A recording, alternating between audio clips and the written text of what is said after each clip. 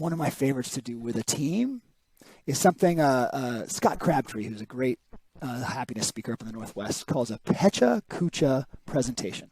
Okay, doesn't really matter what it's called. Yep. Have you heard of it, Dustin?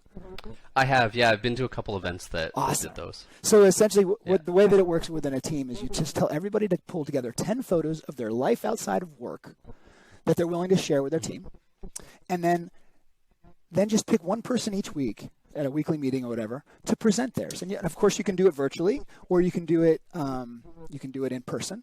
But the key is you only get 10 to 20 seconds per photo.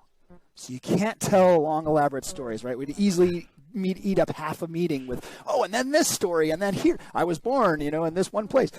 Not that, but here's 10 photos of my life, right? And so, I've done this a number of times with different groups, and, I've got one with me in my beekeeping suit with my bees, right? So I talk about beekeeping for a second. I show a picture of, I had cancer surgery in the fall, so I talk a little bit about, hey, I had cancer last year, and I had a surgery, and now I seem to be cancer-free.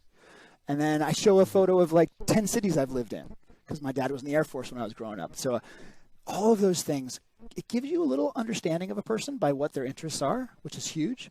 And it plants all these seeds of potential conversation. Do you get stung all the time when you're beekeeping? How does that work? And oh man, I've got another friend who's suffering from some cancer stuff. How is this, right?